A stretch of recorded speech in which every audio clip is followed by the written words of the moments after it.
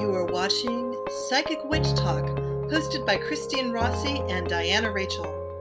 Christine Rossi reads at the Mystic Dream in Walnut Creek, California, and Diana Rachel runs Tarot Real Psychic Life Coaching in San Francisco, California.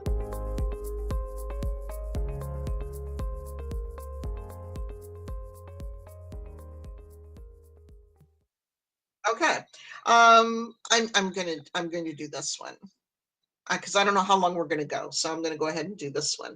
This is some melon ball. Yeah, and I've been thinking about that one. Yeah, so I have seen melon ballers before. I did use them growing up. So, you know, aside from eating delicious, delicious cantaloupe, those particular ones have the little sieve in the spoon. Yeah, I'm going to hold it up so that yeah. you So can see. my first thought, and this is, I mean, I'm very much informed by the work I'm doing right now, is kind of a smaller level spirit trapping where if you want things to strain out that you don't want to keep, but there's energy you do want to keep, you go through. And of course, if you spend time meditating with the spoon, so that that little hole becomes kind of a little portal that you can send things out through. Like a small garbage disposal. So you can like scoop through someone's aura and all the crap comes out and goes to the garbage disposal. This is how I think. I feel we should be wearing pointy hats and laughing at this point. You know, that's a good one. I like that. Yeah, you know, and I would suggest if you do charge it for that and you start doing that, do not use it to eat melon. Just no. Yeah, and you know, let's back it up a little bit too. If you've been using these items for magic or whatever, keep them for the magic spell itself. Don't cleanse and reuse. I wouldn't cleanse and reuse, especially if you've peed into a jar and stuff. I would be like, no, gotta be used. If you peed in the jar, you're supposed to bury it as soon as possible with good reason.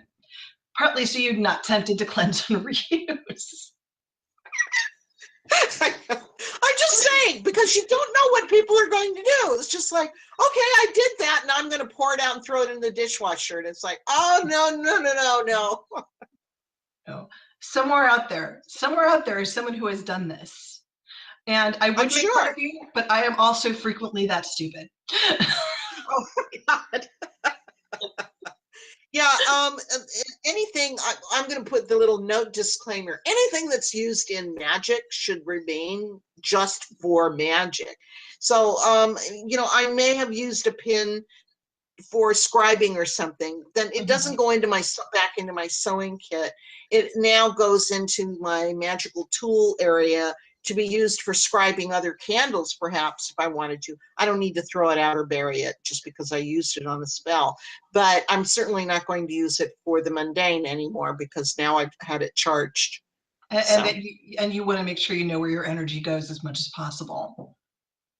Yes, very much so. Yeah, I don't want it like scattered about and being abused. Abused. Yeah. Also, when sometimes magical items will break either spontaneously or because stuff happens. And, you know, I admit I can be kind of lazy about it. You are supposed to do a whole thing where like you put it salt or you deactivate it somehow. And then ideally you bury it. Sometimes I will just throw it in the recycling. You know, especially since like traditionally you're supposed to throw it in the nearest river. That's not great for the fish or you.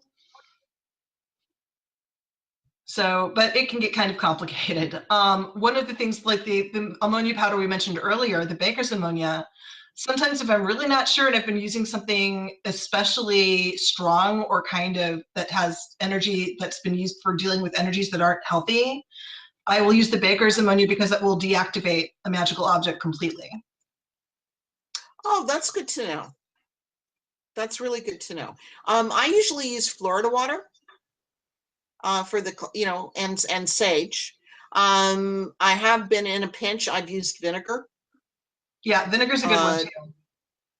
Yeah, but you know, and then it goes, like you said, in the recycle bin or you know, or garbage. Yeah, wherever it needs. Yeah, I almost feel like there should be a chart of escalation. Like, okay, this should be okay. Just run through the dishwasher. This needs Florida water. This needs to be buried in salt. Like ammonia is like the top nuclear bomb level. This thing keeps getting up and showing up at my front door level. Oh, no. Yeah, definitely. I would definitely do that. So we've got other things to go. So Yeah. any other ideas for the melon ball, or is that about it, do you think? I would need more time with it. Left to my own devices, I would probably come up with something, but mostly I'm interested in the sieve aspects. It's that, or if you live in an environment where there's snow, using that with snow that you can pack for snowballs, and then charging the snowballs with either energy that you would like to melt out or energy that you'd like to be kept in place temporarily. So, for example, if you have one of those jobs where you can't work during winter and you want to make sure that your finances don't degrade until you're able to work again in the spring, using the melon baller, one, to like sieve out bad luck, but then to pack the snowballs. So you've got these little pyramid of snowballs by your house to keep things in place until the season turns and you're ready to work again. Oh, lovely. I like that. I like that a lot. The one thing that crossed my mind was using either clay or perhaps sand, wet sand, and making the balls themselves. If you had the clay, then you would make the ball and you would inscribe on it. Yeah. From there. Okay. Whatever it is that you're wanting, a sigil for good luck. You could use that and then throw it in a mojo bag that you carry with you. There's many, different things. You could put herbs in with the sand and then make a melon, use the melon baller to make an actual ball, and then let it sit and dry out completely, and then put that like up on the altar or something like that. That's a good idea too. Well, and yeah, California sand is, the answer to snow in the Midwest.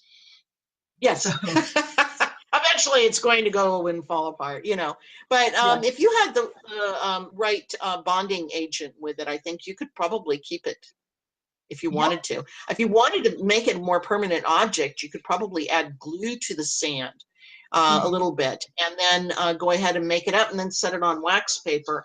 And then when it's dry, it'll be like a stone. Yeah, well, and I've made cement by accident often enough. Sometimes the water is enough. It just depends on how and where it dries out. Yeah, it's slow. It's got to be slow process, so Yeah. for it to last, that kind of thing. So cool. For more ways to connect to Christine or Diana, follow us on Facebook at facebook.com/psychicwitchtalk, or go to psychicwitchtalk.com to join our mailing list and find out about psychic fairs and other events where Diana and Christine will be reading and teaching. Book Christine by calling 925-933-2342 or by logging on to themysticdream.com. She is available every Monday and Wednesday in Walnut Creek, California. Book Diana at Diana Rachel Psychic Life Coaching by going to dianarachel.com. Don't forget the J between the A and the C, or by texting 415-508-3202. All appointments must be made a minimum of 24 hours in advance. Appointments are available by Skype, phone, and in person for those in the San Francisco Bay Area. Pick up your copy of Diana's book and Diagram Prize nominee, Divorcing a Real Witch for Pagans and the People That Used to Love Them. Available on Amazon today in Kindle and softcover.